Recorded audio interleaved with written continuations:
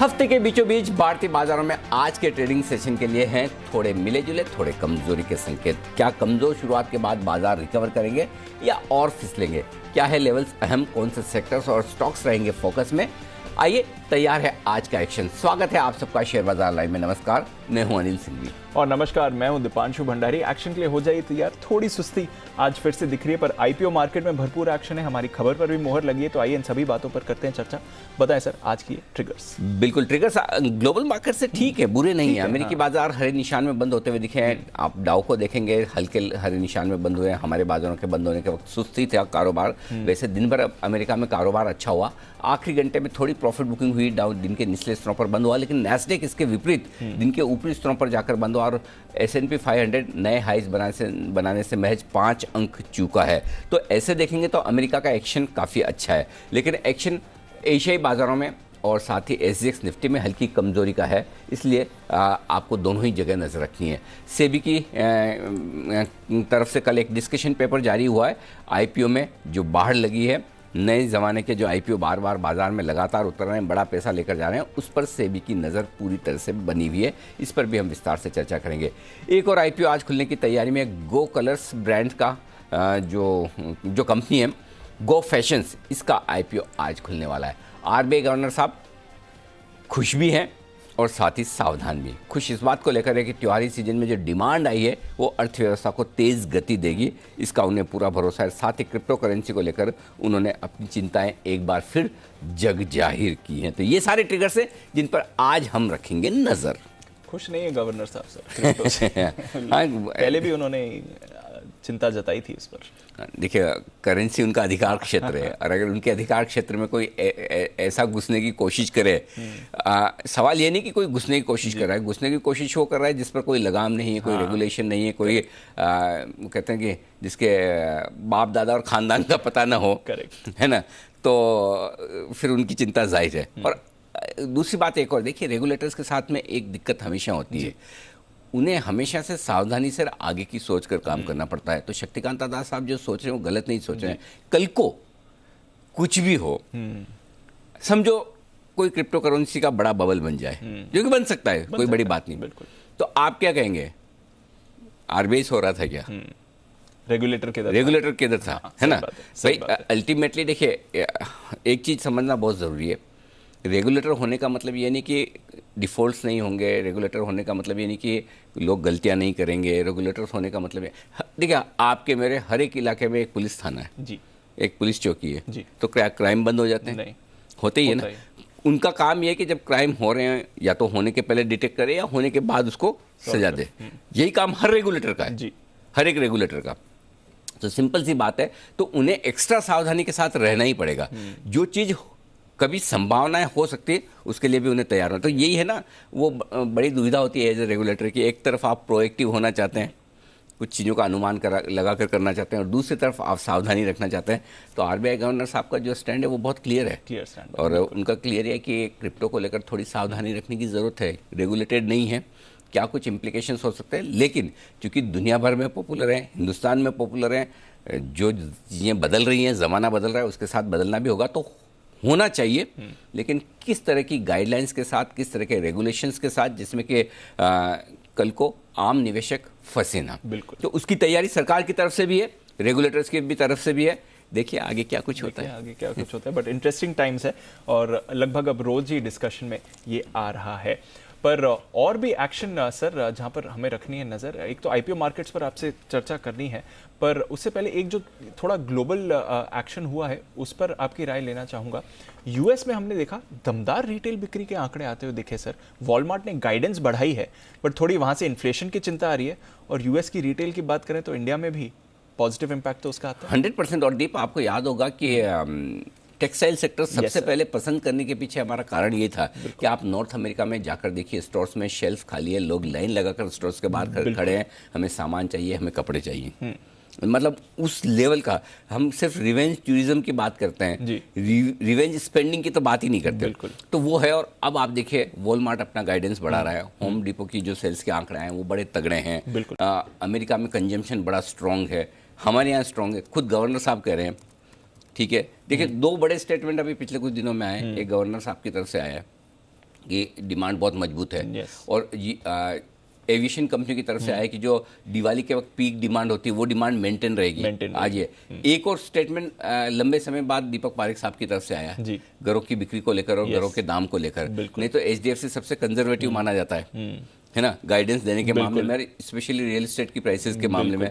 अगर दीपक पारेख साहब को लगता है कि घरों के दाम बढ़ेंगे, सेल्स बढ़ेगी, ये सारे आपको बड़े लोग इंडिकेशन दे रहे हैं एग्जैक्टली कि क्या हो रहा है इकोनॉमी में। तो इसलिए आप देखिए कि अमेरिका का ट्रैक रिकॉर्ड बहुत क्लियर है। ब्याज दरें बढ़ने, टैपरिंग खत्म होने, लिक्विडिटी कम होने की शुरुआत के बावजूद अमेरिका के बाजार 9 से 12 महीने और तेजी दिखाते हैं। और अगर ये सब आपको पता है कि इन्फ्लेशन बढ़ने वाला है, आपको पता है बॉन्ड यील्ड 1.63 पर आ चुका है, आपको पता है कि टैपरिंग शुरू हो रही है अगले महीने, इस महीने से, उसके बावजूद अगर अमेरिकी बाजार लाइफ टाइम हाई के आसपास टिके हुए हैं तो ये अपना पुराना इतिहास ही देख रहे हैं कि इकोनॉमी की जो ग्रोथ है वो ग्रोथ अगले 6 महीने 9 महीने तक इतनी स्ट्रांग रहेगी कि वो 9 से 12 महीने बाजार को मजबूत रखेगी। और उसके बाद बाजार देखेंगे कि भाई अब ये सस्टेनेबल है, कम होगी, रुकेगी, सब कुछ बेस्ट प्राइस इन है, ये सब बात की बात है। सो मेरा ये समझना है कि अगर आप सिर्फ अमेरिकी बाजारों को देखेंगे तो आपके चेहरे खिले हुए होने चाहिए आज सुबह सुबह।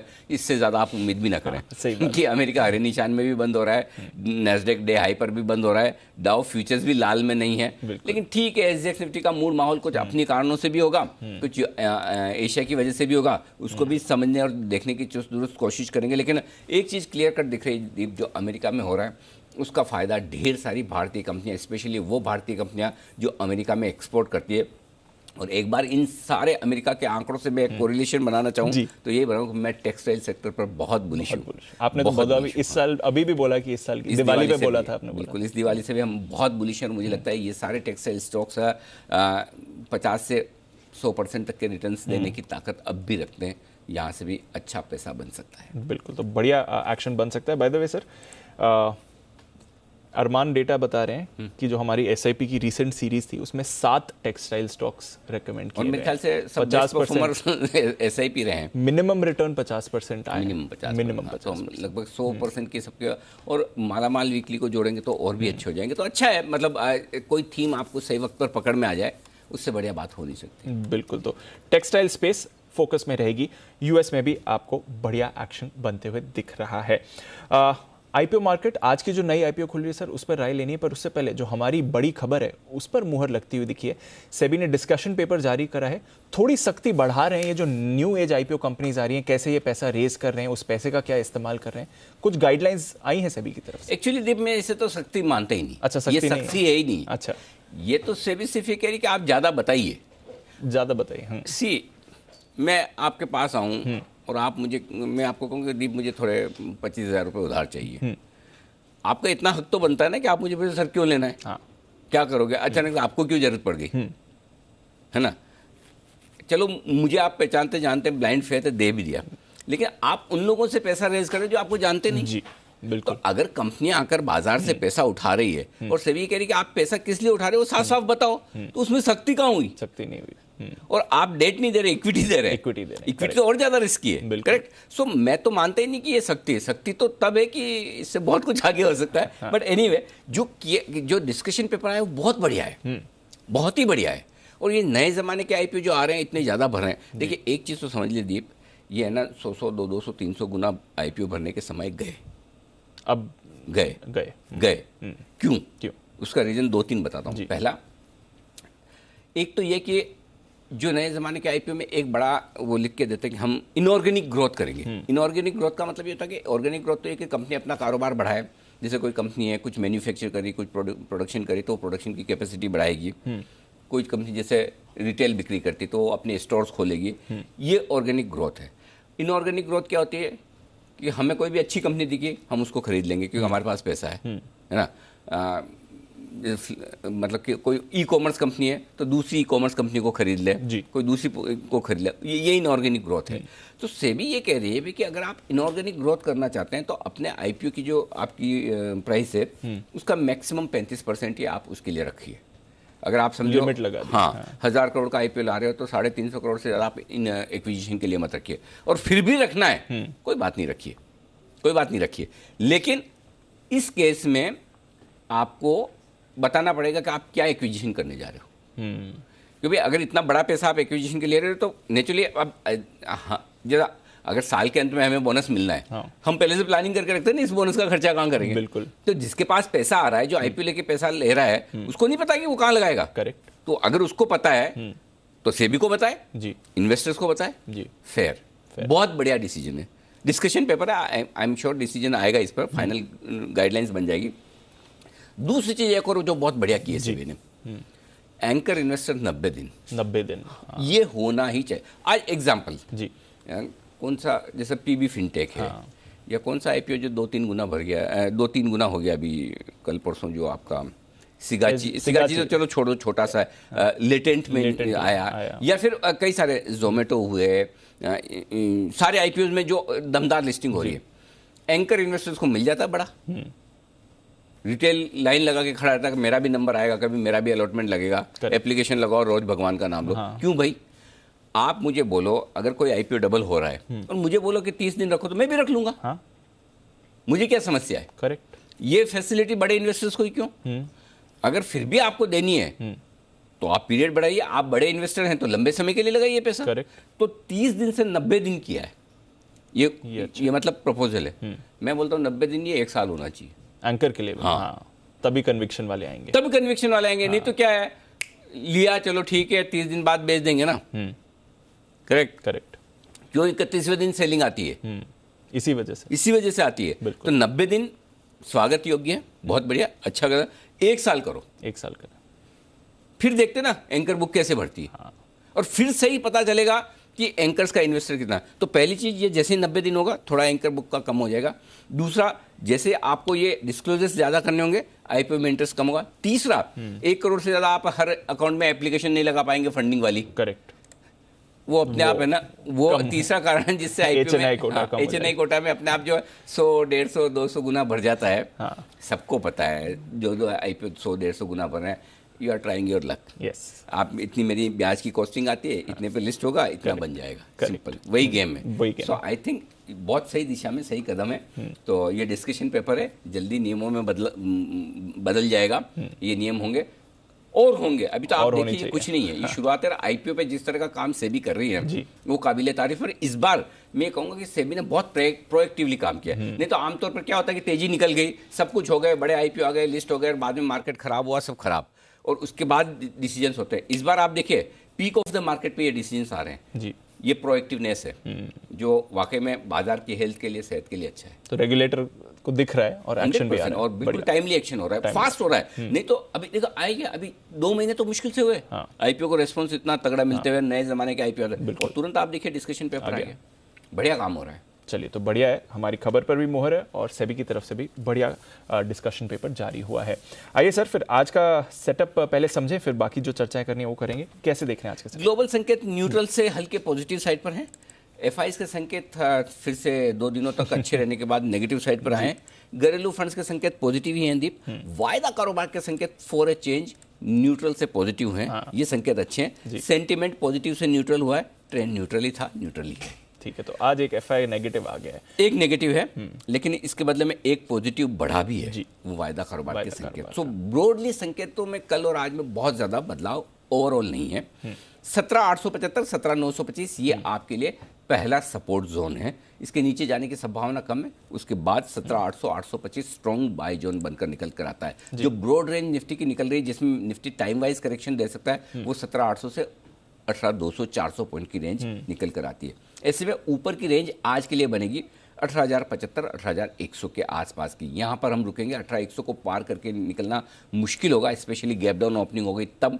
अगर निकले तो 18,125, 18,200 परफेक्ट सेल जोन है, जहाँ प्रॉफिट बुकिंग भी और शॉर्ट होती हुई भी आपको दिखेगी। बैंक निफ्टी कल खराब क्लोजिंग दिए और बैंक निफ्टी ही मूड माहौल खराब कर रहा है। तो बाजार पूरी तरह से 2 भागों में बटा हुआ है। एक तरफ आपके लिए बैंकिंग शेयर हैं, एक तरफ आपके लिए मेटल शेयर हैं जो मूड खराब करके रखें। अगर आप वहाँ पे हैं तो आपको तेजी नहीं, मतलब आपको लगेगा ये तो इंडेक्स ही 17,500 का, 17,200, 300 का है, अगर आपके पास बैंक्स और मेटल है तो। और अगर आपके पास नए ज़माने के बिजनेस है, आईटी है, तो आपको लगेगा 18,500 से 18,600 की निफ्टी है। करेक्ट। तो 2 टुकड़ों में क्लियर कट बाजार बटा हुआ है।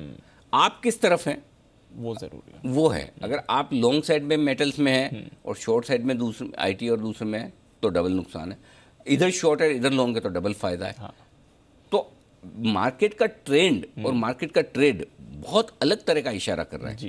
कि लोगों ने मन बना, और हो सकता है एफआईएस के डेटा भी इसी तरह के आ रहे हैं कि एक पर्टिकुलर सेक्टर में पर्टिकुलर स्टॉक्स में उनकी बिकवाली है, जी। कुछ जगह खरीदारी है। आप खुद देखिए इस साल जितना पैसा एफआईएस ने आईपीओ में लगाया है उसके मुकाबले में सेकेंडरी मार्केट में कुछ भी नहीं है। यस सर, तो बिल्कुल। आईपीओ में ज़्यादा पैसा कहाँ लगा है? सारे नए ज़माने के बिजनेसेस में। companies, तो इसलिए मेरा ये समझना है कि आपको ये देखना ज़रूरी है कि बाजार किस तरह से दो टुकड़ों में ट्रेड कर रहा है, उसको ध्यान में रखिए। बैंक निफ्टी 37,925 38,100 ये सपोर्ट जोन है। कल बैंक निफ्टी ने नए कमजोरी का संकेत दिए हैं।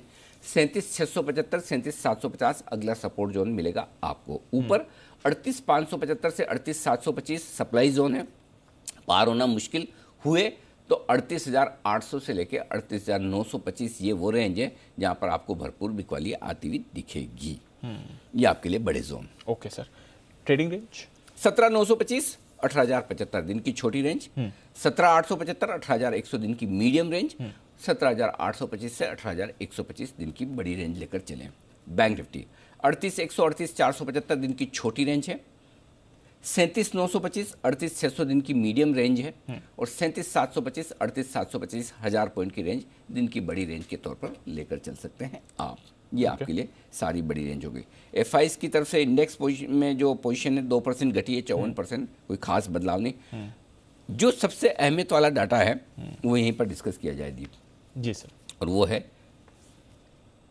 पुट कॉल रेशियो 0.86 ये ओवरसोल्ड हुआ है और आज गैप डाउन ओपनिंग मिलेगी। गैप डाउन ओपनिंग के बाद अगर थोड़ा और नीचे आते हैं, अहम सपोर्ट लेवल के आसपास आते हैं, तो वहां से आपको एक रिकवरी मिलने की संभावना है। ज़्यादा संभावना है आज ही रिकवरी मिले, आज नहीं तो कल 100% मिलेगी। तो आज लोअर लेवल पर आपको हल्की शॉर्ट कवरिंग करनी है, खरीदारी करनी है। अब वही वाली बात है कि लोअर लेवल कौन सा क्या ये 17,900 ही हो जाता है, 925 ही हो जाता है, या 17,875 17,800 825 यही डिसाइड करना है। लेकिन करना है ये डिसाइड है जी।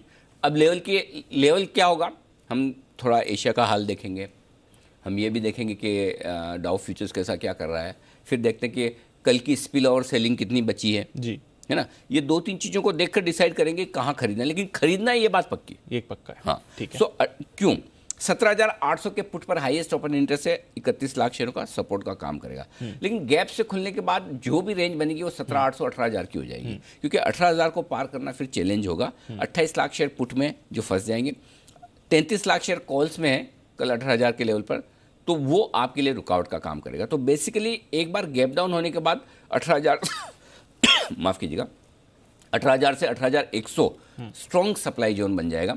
सो 17,900 18,000 छोटी रेंज, 17,800 18,100 बड़ी रेंज हो जाएगी आपके लिए बाजार की गैप डाउन ओपनिंग के बाद। तो 18,000 18,100 की रेंज में आने पर 18,100 के आसपास परफेक्ट सेलिंग है, 17,800 के आसपास परफेक्ट बाय है। ये डेटा दिखा रहा है आपको वायदा कारोबार का। और बैंक निफ्टी में 38,500 पार होने के बाद ही आपको तेजी के बारे में सोचना है, और वो होना बहुत मुश्किल दिखता है। 38,500 पर जबरदस्त कॉल राइटिंग हुई है कल, हाईएस्ट ओपन इंटरेस्ट दीप 38,500 के पुट और कॉल पर है। सोचिए दोनों एक ही स्ट्राइक प्राइस पर है, और 25 लाख शेयर 38,500 के कॉल राइटर्स खड़े हैं। तो निफ्टी और बैंक निफ्टी दोनों में कल शॉर्ट्स बहुत बने जी, शॉर्ट्स बहुत बने, अपसाइड लिमिट करते हैं। लेकिन ऐसे शॉर्ट्स और गैप डाउन ओपनिंग आपको निचले स्तरों पर हिम्मत करके खरीदारी का मौका देती है। आज वो हिम्मत एक बार दिखाइएगा जरूर। वही अब ये मेरी रिक्वेस्ट है, हाँ, आज दिखानी चाहिए चलिए एटलीस्ट निफ्टी में तो ज़रूर दिखाइए। और निफ्टी में आप अगर समझिए 18,000 18,025 18,075 की रेंज में एंट्री कर पाए, सॉरी 17,800 825 17,875 के आसपास एंट्री कर पाए, करना चाहिए। 17,800 दिख रहा है सर आज? 17,800 मतलब क्या 1% ही तो है। पॉइंट वाइज 200, हाँ पॉइंट वाइज 200 150-200 पॉइंट तो आ सकता है, कोई बड़ी बात नहीं ना। 100-125 पॉइंट तो कल भी गिरे हैं, वो 150-100-125 पॉइंट बड़ी बात नहीं है। हालांकि मुझे नहीं लगता कि इतना गिरना चाहिए, क्योंकि डेटा एफआईएस के भी हम बहुत खराब नहीं है। आप देखिए, मैं बता दूं आपको 561 करोड़ की कैश में बिकवाली की है, ऐसा बहुत बड़ा डेटा नहीं है। 110 पॉइंट निफ्टी गिरे, 577 करोड़ के इंडेक्स बेचे हैं, वो भी कोई बहुत बड़ा नहीं है। स्टॉक फ्यूचर 31 करोड़ की है। तो कल की बिकवाली में एफआईएस का योगदान कम है, ट्रेडर्स का ज्यादा है। सो इसलिए कोई बिकवाली के डेटा खराब हो ऐसा नहीं है, इतना खराब नहीं है। और आप एक और कल देखिए, कल अगर आप एक रिलायंस HDFC बैंक जी। और एक आध कोई दिग्गज था जो HDFC लिमिटेड था HDFC शायद, 3-4 स्टॉक को निकाल दें तो इतना खराब नहीं था, क्योंकि बहुत कम आपको देखने को मिलता है कि आपका निफ्टी पे टॉप लूजर रिलायंस रहे। जी मुझे याद नहीं आ रहा पिछली बार आपने कब देखा था। जी करेक्ट। सो एक आध इंडेक्स हेवीवेट से इंडेक्स खराब हुआ है, नहीं कि पूरे ब्रॉडर मार्केट से बहुत ज्यादा। हालांकि ब्रॉडर मार्केट बहुत मजबूत नहीं था, लेकिन उतना खराब भी नहीं था जितना निफ्टी आपको दिख रहा है। सो इसलिए लिमिटेड गिरावट हो सकती है। अगर 100-125 पॉइंट नीचे निफ्टी आ जाए तो वहां से खरीदना बनता है। अच्छा मौका मिला। हाँ, बिल्कुल आज खरीदने का ध्यान नीचे में रखना ही है। चलिए, तो आज लेवल्स का इंतजार करें और वायदा कारोबार के संकेत तो पॉजिटिव हैं ही। विक्स कल 2% गिरकर विक्स कर 2% ऊपर आया है। अब बताएं सर, मौजूदा पोजीशंस क्या करनी है?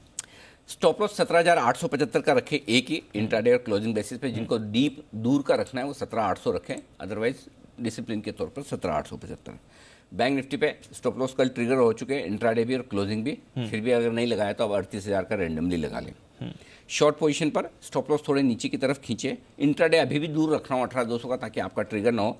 क्लोजिंग बेसिस पे आपका स्टॉप लॉस 18,125 का होगा अगर आप शॉर्ट हैं तो। और बैंक निफ्टी पर इंट्राडे और क्लोजिंग बेसिस पर स्टॉप लॉस शॉर्ट साइड पर 38,750 का निकल कर आता है। यहाँ पर 1% ऊपर का स्टॉप लॉस है। अब आइए पोजीशन कैसी बनाएंगे। निफ्टी खरीदना है 17,825 17,875 मेरी फेवरेट रेंज होगी, जहाँ पर आए तो खरीदना ही चाहिए जी। 17,750 का स्टॉप लॉस होगा, 17,915 950 975 और 18,000, ये 4 टारगेट के लिए आपको खरीदारी करनी है। अब आप एग्रेसिव ट्रेडर हैं तो थोड़ा ऊपर से सोचना शुरू कर सकते हैं, 17,915 17,900 जहां आपको ठीक लगे, लेकिन 800 825 के आसपास खरीदेंगे तो बहुत परफेक्ट लेवल है। ठीक है। दूसरा तरीका है कि अगर आप एग्रेसिव ट्रेडर हैं और गैप डाउन ओपनिंग हो तो स्टिक स्टॉप लॉस आप 17,875 का लगा लें। फर्ज करें 100 पॉइंट नीचे खुल गए, यस सर, या फर्ज करें 75-80 पॉइंट नीचे खुल गए, यानी 17,915 पे आप खुलते हैं जी। ठीक है, तो 17,875 का स्टॉप लॉस, अगर 25-30 पॉइंट की रिस्क लेकर आप चांस ले लीजिए, मौका है। हाँ वो वहाँ चांस ले लीजिए।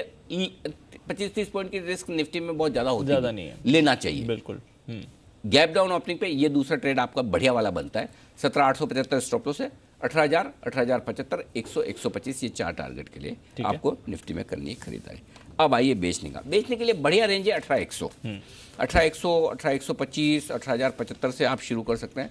18,200 तक आएगा नहीं तो, लेकिन 18,100 के आसपास जितना बेच सकें बेच दीजिए। 18,250 आपका स्टॉप लॉस होगा, 18,025 और 18,000 छोटे टारगेट है दो, 17,950 17,925 और 17,900 बाकी 3 टारगेट के लिए आपको करनी भी वाली। ज़्यादा बड़े टारगेट्स भी नीचे की तरफ मैं नहीं दे रहा दीप, ऐसा नहीं कि बहुत लंबे लंबे टारगेट हैं। और बाकी एग्रेसिव ट्रेडर्स जो बेचना चाहते हैं सीधा ही वो 18,150 का स्टॉप लॉस रखें। कल का हाई 18,132 था, उसके थोड़ा ऊपर स्टॉप लॉस होगा 18,150 का। टारगेट जो बनेगा 17,950 कल के लोज के आसपास, 17,925 दूसरा है, 17,875 825 और 17,800 ये टारगेट के लिए आपको बिकवाली करनी है। सो बेसिकली ब्रॉडली आप देखेंगे अभी रेंज 17,800 18,000 है, खुलने के बाद 17,800 18,000 की रेंज हो जाएगी अगर 100 पॉइंट नीचे खुल जाए, नीचे खुलते हैं। क्लियर है सर। चलिए, ये है आपके लिए निफ्टी पर स्ट्रैटेजी। बैंक निफ्टी क्या करना है? बैंक निफ्टी डीप थोड़ा समझ में कम आ रहा है कि क्या करना चाहिए फ्रेंकली, क्योंकि जिस लेवल पर बंद हुआ है वहाँ पर ट्रेड इनिशिएट करना मुश्किल काम है, और स्पेशली गैप से नीचे खुल जाए तो ऐसे में जो लोग शॉर्ट करना चाहते हैं वो इंतजार करें बाउंस बैक का। 38,575 38,725 वो रेंज जहाँ मैं कंफर्टेबल हूँ बेचने के लिए, अगर आए तो। वो आएगा नहीं आएगा मुझे नहीं पता, नहीं आया तो कोई बात नहीं, कोई जबरदस्ती तो है नहीं कि करना ही है, ठीक है ना। कई बार ट्रेड करने से नहीं करना ज़्यादा इंपॉर्टेंट है ना, क्योंकि करने में आप जबरदस्ती करेंगे तो गलत होने के चांस ज़्यादा है। तो अगर इस रेंज में मिले तो बेचिए। बेचने के लिए स्टॉप लॉस 38,850 का रखना है, टारगेट 38,475 350 38,300 38,200 ये टारगेट हो गए छोटे और बड़े और छोटे और मीडियम। बड़े टारगेट 38,100 से लेके 37,925 के आते हैं। जो लोग खरीदना चाहते हैं, फ्रेंकली बताओ मुझे नहीं समझ में आ रहा किस लेवल पे खरीदना चाहिए, दिख नहीं रहा लेवल, मुझे समझ में नहीं आ रहा है, क्योंकि कल जो हिसाब से बंद हुआ है 38,100 पे लेना चाहिए, 37,925 पे नहीं समझ आ रहा है। मैंने अंदाज से दिया है, मैं बहुत ऑनेस्टली कह रहा हूँ, 37,825 37,925 और अंदाज से भी, इसलिए कि वहाँ पे आएंगे तो आप 1% के आसपास का करेक्शन हो जाएगा। 1% नीचे आप बैंक निफ्टी खरीदने का एक बार सोच सकते हैं, वहाँ थोड़ा ओवर सोल्ड बैंक निफ्टी भी हो जाएगा। तो 37,825 925 आए तो खरीदिए, नहीं आए तो कोई बात नहीं। अब फ्रेश कमजोरी जो होगी 38,000 के नीचे ही होगी जी, क्योंकि जितना होना था वैसे तो हो ही गए। 38,000 यानी 300 पॉइंट और गिरेंगे तो कमजोर होंगे। इस रेंज में खरीद सकते हैं। 37,675 का स्टॉप लॉस है, 38,100 38,200 38,300 ये 3 टारगेट, फिर 38,350 और 38,450 के 2 और टारगेट, सिंपल। क्लियर है सर। तो चलिए ये हैं आपके लिए सारे लेवल्स, मौजूदा मार्केट की कंडीशन और पोजीशन बनाने की स्ट्रैटेजी। बैन लिस्ट में फाइनली रिडक्शन हुआ है सर, बैंक ऑफ बड़ौदा और एस्कॉर्ट्स बाहर आ गए हैं बैन में, तो ये एक अच्छी बात है। नैल्को, आईआरसीटीसी, बीएचईएल, सन, सेल, इंडिया बुल्स और पीएनबी बैन में हैं आज। अब बात करते हैं सर आईपीओ की। बिल्कुल। गो फैशंस आज खुल रहा है, क्या करना है इसमें sir? Must apply. Must apply, बिल्कुल 100% लगाना चाहिए, और अच्छे बड़े लिस्टिंग गेंस के लिए भी लगाएं और लॉन्ग टर्म के लिए भी आप सोच सकते हैं। कुछ अच्छी वजह हैं जिस आईपीओ में पैसा लगाने की। सबसे पहली बात तो है कि कंपनी का ट्रैक रिकॉर्ड बहुत ही स्ट्रॉन्ग है, प्रॉफिट का, रेवेन्यू का, अपने स्टोर्स की ग्रोथ का बहुत ही बढ़िया ट्रैक रिकॉर्ड है। तो सबसे बढ़िया चीज़ है कि अब तक छोटे बेस पर ट्रैक रिकॉर्ड रहा है, उम्मीद करते हैं आगे भी रहेगा। अभी तक मेरे पास ऐसा कोई कारण नहीं जिससे मैं ये सोचूं कि आगे कंपनी इसी तरह की ग्रोथ नहीं करेगी। जैसे जैसे बेस बढ़ेगा परसेंटेज में कम होगी, लेकिन आपके साइज में बढ़ती जाएगी। बिल्कुल। तो पहली चीज़, अब तक का ट्रैक रिकॉर्ड बहुत इंप्रेसिव है। दूसरी चीज़ ये कि कंपनी बहुत ही एसेट लाइट मॉडल पर काम करती है जी। एसेट लाइट मॉडल से ये है मतलब मेरा कि खुद के स्टोर्स नहीं है, सब किराए पे लेती है जी। और किराए पे लेकर अपने स्टोर्स, और धमाधम, जैसे कल मैनेजमेंट से बात कर रहे थे सर, एक ही शहर में 30-40 खोल दिए, करेक्ट। मतलब हर गली में दिखना चाहिए। हाँ। जैसे आपको कैसे मैकडोनल्ड्स और डोमिनोज हर छोटी थोड़ी 2-2 किलोमीटर पर दिख जाते हैं, ये इनका इरादा वैसा है। सो मतलब आपको है ना, जाकर शॉपिंग करने के लिए ज़्यादा सोचना नहीं पड़ता कहाँ जाऊँ, दिख जाएगा, मिल जाएगा। हाँ। स्टोर। और मैंने इसमें एक और रिसर्च की, वो ये इंटरेस्टिंग चीज़ देखी कि ये जनरली लेगिंग्स वगैरह बनाते हैं, और ये हमारे मानसी और देवांशी भी बैठे हैं। हाँ। तो मुझे ये पता चला कि जो लेडीज जो वो कपड़े लेकर जाती है उनकी मैचिंग के निगाह है ना। हाँ। तो मतलब इतने ज़्यादा कलर्स हैं कि हर चीज़ की मैचिंग मिले। कभी ऐसा नहीं, शायद आपके साथ कभी ऐसा नहीं हुआ कि ये मैचिंग का नहीं मिला इसलिए वापस आना पड़ा। हर एक कलर के भी अलग वेरिएशन, देखो मल्टीपल चॉइसेस। मतलब इन्होंने अपनी जो बिजनेस है ना उसमें मास्टरी कर ली। हाँ। इनको समझ में आ गया क्या चाहिए, मतलब वो जो चीज़ हम नहीं समझ पाए जी। मतलब अब हमारे लिए तो एक ही कलर होता है, एक पिंक होता है, एक ब्लू होता है। वो बेबी पिंक है कि मॉर्निंग पिंक है, इवनिंग पिंक है, 50 तरह के पिंक होते हैं, नाइट ब्लू, मिडनाइट ब्लू, पता समझ ही नहीं आता। हमारा 3-4 जो बेसिक कलर लाल, हरा, पीला, नीला है ना। तो ये इनको समझ में आ गया कि मतलब एक है ना ग्रीन में 15 शेड कैसे हो सकते हैं कि आपको एकदम परफेक्ट मैचिंग। सही है ना मानसी? तो ये बहुत बढ़िया मॉडल बनाया है इन्होंने, और बड़ा हर स्टोर आपके घर के नज़दीक मिलेगा जी। तो और ऊपर से ये लीज पे है, तो मॉडल अच्छा है। Cash free, debt free company है, कैश रिच कंपनी है, और क्या चाहिए? और क्या चाहिए, बिल्कुल बराबर। इतने एक्सपांशन होने के बावजूद वैल्यूएशन भी रीजनेबल है, वैल्यूएशन खराब नहीं है, ये अच्छी, महंगे नहीं है, मतलब बहुत सस्ते आप नहीं कहेंगे लेकिन महंगे नहीं हैं। एक और चीज़, जो अभी कौन सा लेटेंट का आईपीओ है था, लेटेंट के आईपीओ के बाद ये दूसरा आईपीओ है जिसमें कंपनी पर किसी तरह का कोई केस नहीं है। बिल्कुल। देखिए मैं है ना इन चीज़ों को बहुत प्रेफरेंस देता हूँ जी। कॉर्पोरेट गवर्नेंस जो चीज़ है ना, वो दिखने में ऐसा लगता है इसकी कोई वैल्यू नहीं, लेकिन बहुत महंगी चीज़ है, बहुत महंगी चीज़ है। मतलब वो कहता है ना कि ऑनेस्टी और इंटीग्रिटी आप सस्ते लोगों से उम्मीद नहीं कर सकते जी। जी। उसके लिए हाई कैरेक्टर वाले लोग चाहिए। बिल्कुल। तो अगर कंपनी पर, और जिस फील्ड में ये है उसमें लिटिगेशन होना कोई बड़ी बात नहीं है। आपके जहाँ स्टोर्स हैं उनके साथ लिटिगेशन हो गए, जो आपके सप्लायर्स हैं उनके साथ हो गए, आपके कस्टमर्स के साथ तो चलिए B2B है तो फर्क नहीं पड़ता, बट नो लिटिगेशन वाली कंपनी को आपको हमेशा एक एडिशनल वैल्यू देनी चाहिए। मैं देता हूँ जी। ये प्रमोटर्स की कमाई है जो बुक्स में नहीं दिखती आपको, बिल्कुल, लेकिन वो उन्होंने कमाया है। ये क्रेडिबिलिटी, ये ब्रांड है। तो ये सारी चीज़ें मुझे बहुत अच्छी लगी। अब इसमें नेगेटिव भी कुछ है, वो भी ध्यान रखने दो। पहली चीज़ तो बिजनेस बहुत कॉम्पिटिटिव है, बिल्कुल, कोई भी दूसरा आके घुस सकता है। हालांकि इनकी जो रेंज है वो इतनी अट्रैक्टिव है, और प्राइसिंग इन्होंने ऐसे रखी है कि बहुत आसानी से कोई घुसकर इनको तोड़ पाए, इतना आसान नहीं है, लेकिन फिर भी है तो है। टेक्सटाइल में कंपटीशन इजी है, कल को कोई डिस्ट्रप्शन के मूड में आ जाए, कोई पी फंड किसी को बैक कर दे, ले भाई 2000 करोड़ मैं देता हूँ, 3000 करोड़ खोल तू, बंद कर कैश, हो सकता है। हाँ, तो थोड़ी तकलीफ हो सकती है। छोटी साइज की कंपनी है। पिछला साल कोविड वाला था तो करीबन 250-300 करोड़ की सेल्स है, उससे पहले 450 करोड़ की। तो मैं मान के चल रहा हूँ 400 से 500 करोड़ की सेल्स ऑन एन एवरेज अब मान लो, तो 500 करोड़ की सेल्स बहुत बड़ी नहीं है। तो छोटी साइज पर ग्रो करना आसान है। देखिए हमने बहुत सारी कंपनियां ऐसी देखी है जो छोटी साइज की कंपनियां ऐसी लगती है कि ये आईटी कंपनियां, ये इन्फोसिस बन जाएगी, इसके लिए भी लोग बोलते हैं कि ये पेज इंडस्ट्री बन जाएगा। मैं ऐसा कुछ नहीं बोल रहा। हाँ, देखिए, ये गलती हमें करना ही नहीं है, क्योंकि 2000 में जो टेक बबल हुआ था दीप, उसमें मैंने तो एक ही चीज़ सीखी कि उस समय सबसे ज़्यादा एक ही चीज़ चलती थी, ये नेक्स्ट इन्फोसिस है। हाँ। और जिनके लिए नेक्स्ट इन्फोसिस को कहा, वो आज तक वो कंपनी नहीं, वो सब बंद हो गई। पेंटाफोर और DSQ सॉफ्टवेयर और क्या क्या होते थे, ग्लोबल टेली और ये सब आज भाव भी नहीं आते। जी, ठीक है। सो इसलिए ये गलती हमें नहीं करनी। ये करे, अच्छी बात है, हमारी शुभकामनाएं, बढ़िया करे, लेकिन ये पेज इंडस्ट्री है, ये आज नहीं पता चलेगा, ये 5-10 साल बाद ही पता। आज मैं स्टेटमेंट देता हूँ, 10 साल बाद हो जाए पेज इंडस्ट्री, तो मेरे लिए बोलना मुश्किल। देखो, मैंने 10 साल पहले बोला था और नहीं हुआ तो मुझे कौन पूछेगा, याद कौन रखेगा। हाँ, इसलिए ये गलती हम नहीं करेंगे। देखेंगे क्वार्टर ऑन क्वार्टर, साल दर साल कंपनी अच्छा करती है। एक और चीज़ जो मुझे बहुत दिक्कत वाली दिखती है, ये पॉइंट बड़ा है इनके रिस्क फैक्टर में, सिर्फ 5% रेवेन्यू ऑनलाइन है। ज़माना ऑनलाइन में जा रहा है, ये ऑफलाइन में जा रहे हैं। आई डोंट नो, अभी तक इनका सही चल रहा है, आगे चलेगा कि नहीं पता नहीं। करेक्ट, ये डिस्ट्रप्शन हो सकता है, पॉसिबिलिटी है नहीं, पॉसिबिलिटी है। इन सबको देखते हुए फिलहाल तो नहीं है, जब तक ऐसा कोई संकेत नहीं है तब तक आप इस IPO में लगाइए पैसा, बढ़िया कंपनी है। लिस्टिंग गेन्स के लिए भी लगाइए, अच्छे लिस्टिंग गेन होंगे क्योंकि उन्होंने जगह छोड़ी है, बिल्कुल, और लॉन्ग टर्म के लिए भी रख सकते हैं। चलिए, तो बिजनेस अच्छा है, वैल्यूएशंस अच्छे हैं, बड़े लिस्टिंग गेन और लॉन्ग टर्म दोनों के लिए पैसा लगाने की सलाह है अनिल जी की तरफ से। आज से खुल रहा है ये IPO। तो चलिए, IPO बाजार में है एक्शन, और कौन सी खबरें हैं, ट्रिगर्स हैं, ब्रोकरेजेस क्या कह रही हैं, नजर डालते हैं मानसी, वरुण, देवांशी और आशीष के साथ। मानसी, मॉर्निंग, बताएं आज की ट्रिगर्स और खबरें। Good morning Deepanshu. ट्रिगर्स सारे मैं बता रही हूँ। सुप्रीम कोर्ट में वन टाइम स्पेक्ट्रम चार्जेस मामले पर आज सुनवाई होने वाली है। 11:30 बजे के बाद कभी भी सुनवाई हो सकती है, तो इस पर नजर रहेगी। इसके अलावा मैन इंफ्रा पर नजर रखें, 1:2 बोनस इशू के आज एक्स डेट है।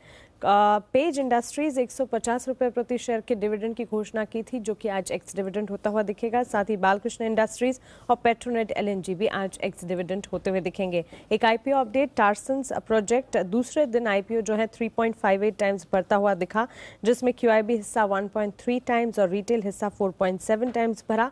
प्राइस बैंड इसका 635 से 662 रुपए है और ये 1024 करोड़ का IPO है। आपको बता दें, टार्सन्स प्रोडक्ट लिमिटेड का IPO आज बंद होने जा रहा है। बिल्कुल, तो ये है आपके लिए ट्रिगर्स और IPO एक्शन। खबरें देवांशी बताएं। Good morning. Good morning. सबसे पहले Tata power, JSW energy, NTPC सारी पावर वाली कंपनीज पर आपको नजर रखनी है, जहां पे ऊर्जा मंत्रालय का PPA नियम में बदलाव का जो फैसला है वो मंजूर हो चुका है। मौजूदा PPA में डिस्कॉम्स के रिन्यूएबल ऊर्जा सप्लाई करने को इजाज़त मिल चुकी है और रिन्यूएबल ऊर्जा बचत में पावर कंपनी और डिस्कॉम का 50-50% शेयर होगा। इस पर नजर रखें। वेदांता के लिए अच्छी खबर है, जहाँ पे केन इंडिया ने US की एक कंपनी हैलीबर्टन कंपनी के साथ करार किया है ऑफशोर में जो असेट के रिजर्व बेस है उसको 10 गुना बढ़ाने के लिए, साथ ही राजस्थान में शेल गैस को एक्सप्लोर करने के लिए ये करार किया है कंपनी ने। Indian hotels, InterGlobe aviation, spice jet, ये तीनों कंपनीज पर आप नजर रखें, क्योंकि फाइनली एविएशन मंत्रालय ने सभी जितनी भी डोमेस्टिक उड़ान है उसमें मील्स सप्लाई करने के लिए अब मंजूरी दे दी है। पहले क्योंकि कोविड था तो इसको मंजूरी नहीं दी थी। 2 घंटे से कम की जो एयरलाइंस थी, अब वहाँ पे भी मील्स प्रोवाइड किए जाएंगे। तो एविएशन कंपनीज पर आपको नज़र रखनी है और इंडियन होटल्स जो यहाँ पे सप्लाई करती है इस पर भी आपको नज़र रखनी है। इसके साथ ही इंटरग्लोब एविएशन कंपनी के मैनेजमेंट का ये बयान आया है कि फ़िलहाल आने वाले समय में पूंजी जुटाने की योजना नहीं है, ये रद्द कर दी है। पहले ये माना जा रहा था कि QIP के जरिए कंपनी फंड रेज कर सकती है, लेकिन अब कंपनी का कहना है कि क्योंकि थर्ड वेव आता हुआ नहीं दिख रहा है, जो ऑपरेशंस हैं वो रेगुलर होते हुए दिख रहे हैं, जो कि काफ़ी पॉजिटिव है। और आने वाले समय में कंपनी को जो चेक्ड इन लगेज है उस पर भी चार्ज किया जाएगा, तो वहाँ से भी अतिरिक्त रेवेन्यूज आने की बात की जा रही है। तो इसके चलते फंड रेजिंग के प्लान्स को रद्द किया गया है। बायोकॉन, इस पर नज़र रखें, जहाँ पे बायोकॉन बायोलॉजिक्स और साथ ही वेट्रिस ने US में इंसुलिन ग्लार्जिन ये इंजेक्शन लॉन्च कर दिया है। ये एक पॉजिटिव खबर बायोकॉन के लिए आज आती हुई दिख रही है। तो ये है आपके लिए कुछ खबरें। वरुण, गुड मॉर्निंग, बताएं आपके पास कौन सी खबरें हैं। गुड मॉर्निंग जी। तो सबसे पहले तो IEX यहाँ पे 2:1 का जो बोनस शेयर थी उसकी रिकॉर्ड डेट कंपनी ने घोषणा कर दी है। इसकी 6 दिसंबर जो है इसकी रिकॉर्ड डेट होगी। वेस्ट लाइफ डेवलपमेंट और ITC पे नजर रखिएगा, क्योंकि इंटरेस्टिंग खबर है कि वेस्ट लाइफ डेवलपमेंट ने ITC के साथ करार किया है। मैकडॉनल्ड्स के हैप्पी मील में ITC का जो बी नेचुरल मिक्स फ्रूट है उसको जोड़ा जाएगा। हैप्पी मील को होलसेल मील में बदलेंगे। नए मील में, जिसमें पुराने में ऑलरेडी आलू टिक्की बर्गर और आइकॉनिक हैप्पी मील था, उसमें ITC का नेचुरल मिक्स फ्रूट जो है उसको ऐड किया जाएगा और a cup of hot juicy corn जो है उसको ऐड किया जाएगा। एक मिनट ढंग से बताओ, सुबह सुबह ब्रेकफास्ट के टाइम में क्या क्या मिलेगा, क्या क्या मिलेगा बताओ, अच्छे से बताओ। देखिए अनिल जी, सबसे पहले तो जो हैप्पी मील था उसको होलसेल मील में बदल गया है, क्योंकि वो अब बड़ा, हाँ होलसम मील में बदल दिया गया है, क्योंकि वो बुके बड़ा हो गया। इसमें ऑलरेडी आपको आलू टिक्की बर्गर मिलता था, पहले मिलता था। हाँ पहले मिलता था, एक आइकॉनिक हैप्पी मील टॉय था जो पहले मिलता था, अच्छा है ना। अब उसमें आईटीसी का नेचुरल मिक्स फ्रूट जो है वो अब मिलेगा, फ्रूट्स मिलेंगे, जूस हाँ, मिलेगा, ओके वो मिलेगा। हाँ। और a cup of hot juicy corn जो है ये भी मिलेगा, कॉर्न का कप मिलेगा। कॉर्न। अच्छा, मतलब ये बेवरेजेस में या नहीं, वो तो बॉइल्ड कॉर्न जो अच्छा, बॉइल्ड कॉर्न वो मिलेंगे, अच्छा वो भी आईटीसी बनाता है। नहीं, वो आईटीसी नहीं बनाता अच्छा, है, हाँ, वो भी मिलेगा लेकिन। अच्छा, तो आईटीसी की तरफ से जूस जूस है वो ओके, तो आईटीसी के लिए जूस बेचने के लिए ओवरऑल मैकडॉनल्ड्स क्या उसको हेल्दी बनाने के हैप्पी लिए, मील को हेल्दी मील बना बनाने दिया, ओके, वैसा कर happy and healthy meal. Happy and हमें तो कभी नसीब ही नहीं होता। अरे 8 बजे शो जो करते हैं ब्रेकफास्ट के टाइम पे, ये तो ब्रेकफास्ट के लिए या दिन भर के लिए?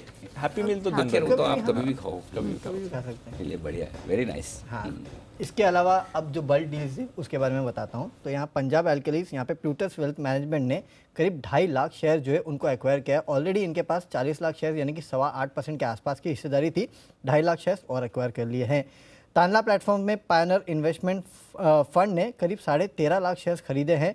बैनियन इन्वेस्टमेंट्स ने 20.58 लाख शेयर जो है बेचे हैं 1200 के भाव पे। ये जो ओवरऑल ट्रांजैक्शन है वो हुआ है। पायनियर इन्वेस्टमेंट फंड जो है वो अजीम प्रेमजी जी का है, तो इसको यहाँ याद रखिएगा। Kirloskar pneumatic HDFC mutual fund ने 5 लाख शेयर बेचे हैं। मेट्रोपोलिस में प्रमोटर्स ने करीब 4.25 लाख शेयर बेचे हैं। और टीवी टुडे नेटवर्क में सुनील सिंघानिया का अबैकस एसेट मैनेजर LLP ने 8 लाख शेयर्स खरीदे हैं 345 के भाव में।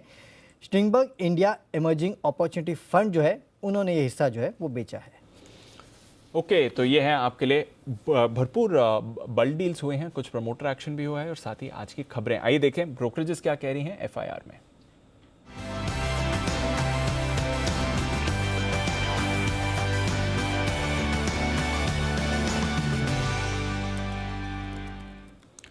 मॉर्निंग आशीष, बताएं क्या कह रही हैं आज ब्रोकरेजेस। Good morning Deepanshu. सबसे पहले देखिए मारुति सुजुकी कल यहाँ पर खबर आते हुए देखी थी कि जो चिप सप्लाई की शॉर्टेज की समस्या थी वो कहीं ना कहीं थोड़ी सी हल होती हुई नजर आ रही है। इसके चलते गोल्डमैन सैक्स ने खरीदारी किराए को बरकरार रखा है और लक्ष्य ऊंचा दिया 9000 का। 8050 के आसपास की कल की क्लोजिंग है और मान रहे कि कंपनी वेल पोजीशनड है, क्योंकि एंट्री लेवल सेगमेंट में देखें तो अभी भी मार्केट लीडर बना हुआ है मारुति। एशियन पेंट्स कल 4 से लेकर 6% प्राइस हाइक की खबर आई थी। इसके बाद अगर आप देखें तो ब्रोकरेज हाउस का जो भरोसा है कहीं ना कहीं देखिए इंटैक्ट देखने को मिल रहा है, क्योंकि मैक्वायरी ने आउट परफॉर्म की रेटिंग को बरकरार रखा है। 3900 रुपये के लक्ष्य के लिए 3152 की कल की क्लोजिंग है। वहीं नोमिरा भी खरीदारी किराए दे रहे हैं 3550 रुपये के लक्ष्य के लिए। एक्सिस बैंक पर CLSA की दमदार रिपोर्ट आई है, जहां पर खरीदारी किराए को बरकरार रखा है 1080 रुपये के लक्ष्य के लिए। 726 जो है कल की क्लोजिंग है और मान रहे कि इंडस्ट्री के मुकाबले 5 से 6% अधिक जो है ग्रोथ ये टारगेट करके चल रहे हैं। इसके चलते इनका भरोसा बना हुआ है। वोल्टास पर मैक्वायरी की तरफ से रिपोर्ट आई है, अंडर परफॉर्म की रेटिंग को बरकरार रखा है 1016 रुपये के लक्ष्य के लिए। 1232 जो है कल की क्लोजिंग है। मान रहे कि इनके कूलिंग प्रोडक्ट सेगमेंट में अच्छी ग्रोथ आगे जाकर देखने को मिलेगी, लेकिन मान रहे कि वोल्टास से ज़्यादा बेहतर जो है ना हैवेल्स पसंद आ रहा है। हालांकि यहाँ पर EPS के अनुमान में देखें तो मामूली बढ़ोतरी भी की है। इप्का लैब्स यहाँ पर मॉर्गन स्टैनली की तरफ से रिपोर्ट आई है, इक्वल वेट की रेटिंग को बरकरार रखा है 2203 रुपये के लक्ष्य के लिए। जेफरीज खरीदारी किराए दे रहे, लेकिन लक्ष्य इन्होंने काटा है 2945 से घटाकर 2477 कर दिया है। 2153 कल की क्लोजिंग है। Mind space business park REET यहाँ पर देखिए मॉर्गन स्टैनली की तरफ से रिपोर्ट आई है, इक्वल वेट की रेटिंग को बरकरार रखा है और लक्ष्य जो है 333 से बढ़ाकर 347 कर दिया है। 323 की कल की क्लोजिंग है। LNT पर कल भी हमने देखी थी, कुछ बढ़िया रिपोर्ट्स आई थी, आज दोबारा आई हैं। CLSA खरीदारी किराए दे रहे 2250 के लक्ष्य लिए। जेफरीज ने भी खरीदारी किराए दी है 2405 रुपये का लक्ष्य दिया है। अशोक लेलैंड पर क्रेडिट स्विस की तरफ से रिपोर्ट आई है, न्यूट्रल की रेटिंग को बरकरार रखा है, लक्ष्य बढ़ा है 123 से बढ़ाकर 135 रुपये कर दिया। हालांकि कमेंट्री पॉजिटिव नहीं है, मान रहे कि इंटेंस कॉम्पिटिशन है और वैल्यूएशन फिलहाल महंगे नजर आ रहे हैं। EPS के अनुमान में भी करीब करीब 10% की कटौती की है। और अंत में दमदार रिपोर्ट आई है नायका पर, हाल ही की लिस्टिंग है, लेकिन UBS की रिपोर्ट आई है जहां पर कवरेज की शुरुआत की गई है खरीदारी किराए के साथ। 2237 कल की क्लोजिंग है, 2750 का जो है लक्ष्य दिया गया है। तो सबसे स्ट्रॉन्ग रिपोर्ट नायका पर ही है और UBS ने 2750 के रखे हैं टारगेट इस स्टॉक के लिए, आपके लिए। Okay, interesting. और दूसरा जेफरीज की LNT पर रिपोर्ट 2405 रुपये के टारगेट के साथ यहाँ पर भी आती हुई दिखी है। इंटरेस्टिंग है ये सारी रिपोर्ट्स, इन पर दिखेगा एक्शन। बढ़ाएं आगे एक्शन को, स्वागत करते हैं सभी मेहमानों का।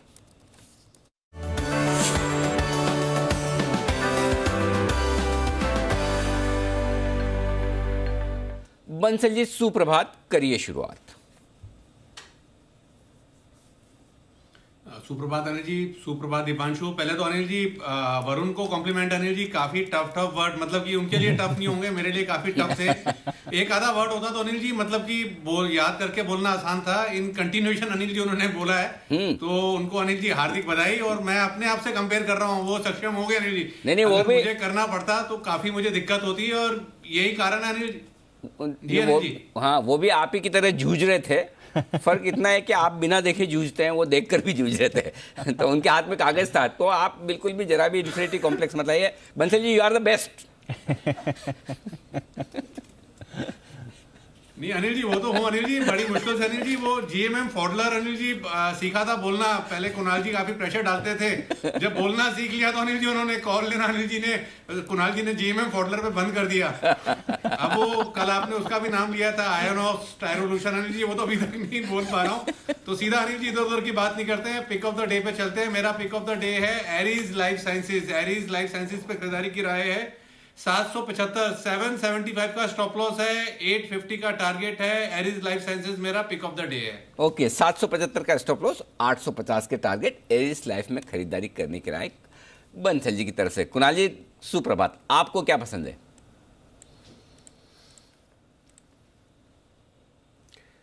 सुप्रभात अनिल जी, सुप्रभात दीपांशु। अनिल जी खरीदारी की राय है, खरीदना है एमआरएफ खरीदे अनिल जी। यहाँ पर देखिए क्या है सबसे अच्छी बात कि इस स्टॉक में एक रेंज चल रही है, और ये रेंज लगभग 75,000 से 84,000 के बीच में 9,000 रुपए की रेंज है। तो 9,000 रुपए कमाने हो तो बहुत एक सिंपल तरीका ये है कि 74,000 के आसपास खरीदें और 84,000 के आसपास इसको बेचें। तो मौजूदा स्तरों के आसपास खरीदने की राय है। 84,000 का टारगेट है, और अगर एक भी शेयर खरीदते हैं तो 8-9 हज़ार रुपए का एक अच्छा रेवेन्यू आ जाता है। तो मेरे हिसाब से अनिल जी इन स्तरों पर एमआरएफ खरीदना चाहिए। वैसे भी देखिए बाजार में और कोई भी अवसर मुझे नजर नहीं आ रहा अनिल जी फिलहाल ट्रेडिंग के लिए। तो आज के 2,000 नहीं, आज के 9,000 कमाने हो तो एमआरएफ है। कुणाल जी, कोई है आपके ध्यान में ऐसा कोई एक दो लोग जो पार्टनरशिप में ले पाए, 2-3 पार्टनर मिलके एक शेयर खरीद ले 78,000 वाला? अनिल जी देखिए, अनिल जी जो आप कह रहे हैं ये अनिल जी यूएस में हो रहा है, इसको फ्रैक्शनल शेयर्स कहते हैं वहां पर। तो वहां पर अनिल जी बहुत अच्छा एक कॉन्सेप्ट है कि आप चाहें, जैसे बर्कशायर हैथवे का शेयर है, वो मेरे ख्याल से 1 करोड़ रुपए का एक शेयर है अनिल जी। तो उसमें क्या कर सकते हैं कि आप पार्टनरशिप में खरीद सकते हैं। तो अनिल जी बिल्कुल ये इंडिया में भी आना चाहिए अनिल जी। हाँ बिल्कुल, अगर बिटकॉइन 7-8 डिजिट तक ट्रेड हो सकता है, हाँ, तो फिर ये क्यों नहीं, ये भी है ना, होना चाहिए। तो बिल्कुल ठीक बात है। तो अगर एसेट क्लासेस का आपस में मुकाबला करना है तो वो लिक्विडिटी और वो खरीदने और बेचने की जो आपके पास वो है ना कि भाई इतने कम से कम भी खरीद सकते हैं, ज़्यादा से ज़्यादा वो भी होना ही चाहिए। आइए, $4.25 का एक शेयर है बर्कशायर है, बर्कशायर $4.25। हाँ, और बिटकॉइन कितने का हो गया? 60,000, 62,000। 60,000। तो बिटकॉइन अभी भी बहुत पीछे। हाँ इसके मुकाबले। चलिए, तो ये है आपके लिए एमआरएफ 84,000 रुपए के टारगेट के। सुमित जी सुप्रभात, बताएं सर आप क्या करेंगे आज? Good morning Anil ji, good morning Anil जी। आज महिंद्रा एंड महिंद्रा पे कोई भी डिप आता है तो खरीदारी करें। एम&एम के अंदर ब्रेकआउट आया है कल, तो 950-960 के बीच में खरीदारी करके चलने का सलाह रहेगा। 930-925 से नीचे में सपोर्ट लेवल है एम&एम के लिए, तो 930 के नीचे का स्टॉप लॉस लगाना है। और ऊपर में जो टारगेट देखने को मिल सकते हैं वो है 990 रुपए से लेके 1,000 रुपए तक के। तो एम&एम के अंदर एग्जिस्टिंग पोजीशंस होल्ड करें, डिप्स में खरीदारी करें। अब की बार ये स्टॉक जल्दी 1,000 रुपए का लेवल क्रॉस करने को तैयार है। फिलहाल इमीडिएटली ट्रेडिंग के लिहाज से 990 से 1,000 रुपए तक के लेवल देखने को मिल सकता है। ओके, तो M for MRF, M for एम&एम, दोनों स्टॉक है पसंद हमारे एक्सपर्ट्स को। सुमित जी खरीदेंगे Mahindra and Mahindra. S for Sumit ji और एस फॉर सिद्धार्थ जी। सिद्धार्थ जी, आज तो आपके स्टॉक पर बड़ी रिपोर्ट्स आई हैं, एल&टी पर बड़े बड़े टारगेट भी आए। बताइए सर, आपका आज का पिक ऑफ द डे। सुप्रभात अनिल जी, सुप्रभात दीपांशु और सुप्रभात सारे पैनलिस्ट और दर्शकों को। आज जो पिक ऑफ द डे है वो पावर क्षेत्र से है, ट्रांसमिशन और डिस्ट्रीब्यूशन स्पेस से, और वो है केईसी इंटरनेशनल। केईसी इंटरनेशनल टीएनडी में तो है ही, पर नॉन टीएनडी बिजनेस चौंका देने वाला काम कर रहे हैं। बहुत ही बेहतरीन नंबर्स आ रहे हैं नॉन टीएनडी बिजनेस में, जो इंजीनियरिंग बिजनेस है, जो रेलवे, सिविल, केबल के जो बिजनेसेस है, इस पे ऑर्डर बुक 7,400 करोड़ के आसपास का FY22 का उम्मीद लगा सकते हैं। मार्जिन्स जो सेकेंड हाफ है, ये जो साल का जो दूसरा हाफ है, इसमें मार्जिन्स बेहतर हो सकते हैं compare to the first half, और 15% का रेवेन्यू ग्रोथ FY22 में उम्मीद लगा सकते हैं। टोटल ऑर्डर बुक जो इनका है वो 21,000 करोड़ के आसपास का है। केईसी इंटरनेशनल पे खरीदारी की राय है मेरी 506 के टारगेट पे। ओके, तो केईसी इंटरनेशनल है खरीदारी करने की राय सिद्धार्थ जी की तरफ से। मुदित जी भी तैयार है। मुदित जी सुप्रभात, बताएं sir. Good morning Anil ji, good morning Dipanshu, good morning everyone. बिल्कुल, देखिए आज के लिए जो पिक ऑफ द डे हमने चुना है, आईटी सेक्टर का एक स्टॉक है। स्टॉक का नाम है नौकरी, इन्फो एज को लॉन्ग करके चलेंगे। आज के लिए हमें लगता है 6650 तक के अपसाइड मूव इस काउंटर में नजर आएंगे। जिस तरह से 3 हफ्ते का कंसोलिडेशन देखने को मिल रहा था, वो कल के सेशन में ब्रेकआउट हुआ है और हमें लग रहा है आज के सेशन में फॉलो अप बाइंग यहाँ से बनती हुई नजर आएगी। तो कोई भी डिप में अगर ये काउंटर मिलता है, बाइंग अपॉर्चुनिटी होगा 6630 6650 के टारगेट के लिए। स्टॉप लॉस रहेगा 6480। ओके, इन्फो एज यानी कि नौकरी.com, और मेरे ख्याल से कल वागले साहब ने क्लोजिंग शो में इसको रिकमेंड भी किया था और उन्हें लग भी रहा था कि ये स्टॉक कमाल करने की तैयारी में।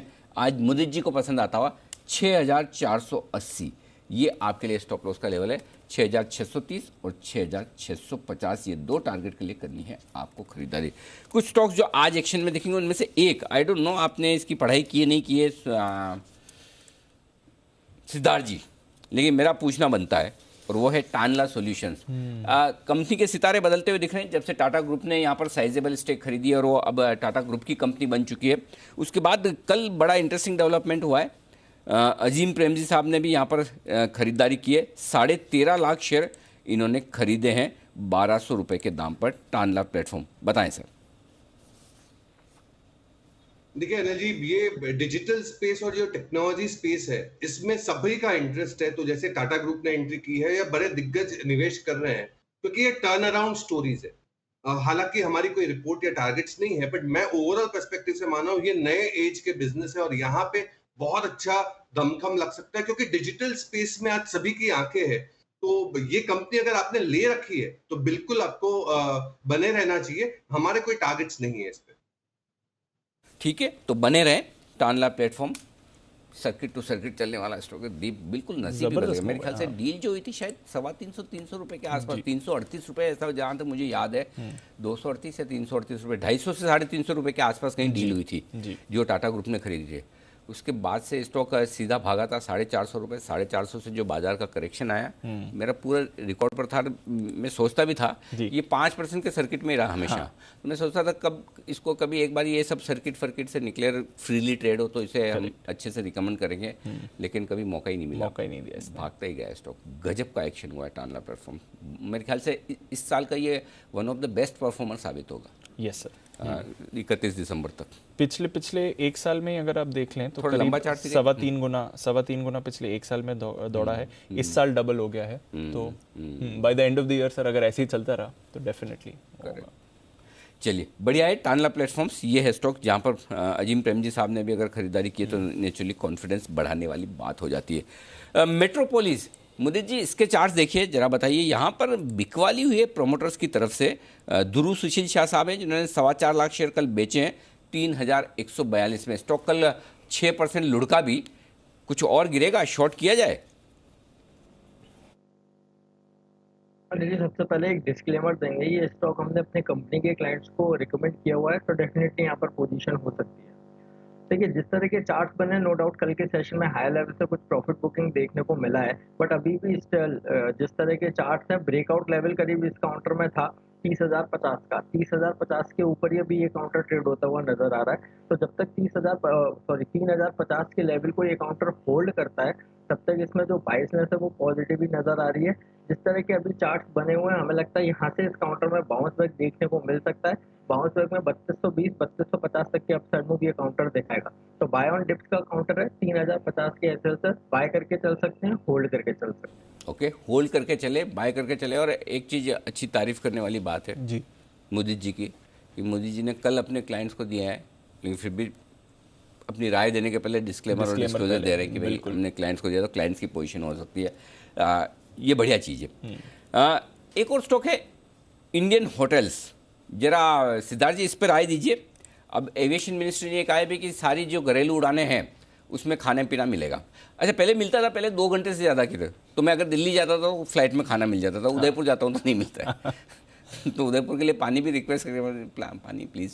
तो अच्छा, ऐसा भी मतलब इन फ्लाइट सर्विसेज नहीं के बराबर कोविड की वजह से थी जी। तो अब उन्होंने क्लियर कर दिया भाई कि छोटी फ्लाइट्स में भी खाना मिलेगा, और दूसरा ये कि हॉट मील नहीं मिलता, हॉट फूड केटरिंग। हाँ, तो अब इसका मतलब ये कि आपको गर्म खाना भी मिलेगा। सो पूरा प्रॉपर तरीके नहीं तो वो क्या, वो एक सैंडविच पैक्ड वाला ऐसा सैंडविच आता है ना, खाओ जुकाम हो जाए आपको। Correct. सर्दी हो, इतना ठंडा मतलब रखने तो फ्रीजर में रखते हैं उनको, मतलब मेंटेन रखना होता है, दांत नहीं टूटते। मतलब उतना हार्ड नहीं, लेकिन वो मज़ा नहीं आता, वो मजबूरी में खाना होता है। सो अब जो फ्रीक्वेंट फ्लायर्स हैं उनके लिए ये आराम है, और मेरे तो क्या अगले 1.5-2 महीने बहुत ट्रैवल बहुत है। तो कम से कम मुझे आज ये सुन के बहुत अच्छा लगा। तो सिद्धार्थ जी बताएं, इंडियन होटल्स ताज जो ज़्यादातर फ्लाइट्स में ये फूड सप्लाई करने का काम उनके हाथ में सबसे ज़्यादा है, इंडियन होटल्स पे दीजिए अपनी राय। देखिए अनिल जी, इंडियन होटल्स गरम गरम खाना भी देता है और स्टॉक भी बहुत गरम गरम है। मतलब ये स्टॉक बहुत ही बेहतरीन है यहाँ पे खरीदारी करने के लिए। हमारा जो अभी टारगेट है 237 का है, फिर से एक बार टारगेट अचीव हो जाए तो हम अपडेट करेंगे। बट आपने जो कहा वो सही है, ये पॉजिटिव न्यूज है इंडियन होटल के लिए, क्योंकि सबसे ज्यादा अगर फूड जो केटरिंग करती है वो ताज ग्रुप ऑफ कंपनीज करती है। स्ट्रॉन्ग रिकवरी है, साथ ही साथ रिजल्ट दमदार है। नए जमाने के जो बिजनेस है, इनके कुछ नए जमाने के बिजनेस है, जैसे कि क्यूमिन हो गया, जिंजर होटल्स हो गया, ये भी बहुत बेहतर करेगा और जीरो डेट हो जाएगी कंपनी आने वाले 12 से 18 महीने में। इंडियन होटल बिल्कुल खरीदना। ओके, तो ये इस स्टॉक आपके लिए कमाल कर सकता है, इसे होल्ड करें, बढ़िया स्टॉक है। वेदांता, सुमित जी इसके चार्ट्स आपको देखने। वेदांता के जो वेदांता ने जो कैन इंडिया को खरीदा था हिंदुस्तान में, इन्होंने एक थोड़ा मुश्किल सा नाम है, हैलीबर्टन, थैंक यू। हाँ, इसके साथ करार किया है उन्होंने, ये अमेरिका की कंपनी है, ऑफशोर एसेट्स के रिजर्व बेस को 10 गुना बढ़ाने और राजस्थान में शैल गैस का एक्सप्लोर करने के लिए करार किया। तो ये एक अच्छा करार है वेदांता के लिए जो हुआ है। अब स्टॉक कल थोड़ा एक्शन में आया है, ऊपर से नीचे भी आया है, बाजार के मूड माहौल के साथ बढ़ेगा, खरीदना चाहिए सर। अनिल जी, स्टॉक का स्ट्रक्चर तो देखिए बढ़िया है, और स्टॉक के अंदर कल एक स्ट्रॉन्ग कैंडल भी फॉर्म हुई है, तो 324-325 स्टॉक का नीचे में सपोर्ट बनेगा ट्रेडिंग के लिहाज से। पोजीशंस होल्ड करें, और ऊपर के अंदर 340 रुपए का लेवल टूटने पे 350 रुपए तक का मूव देखने को मिल सकता है।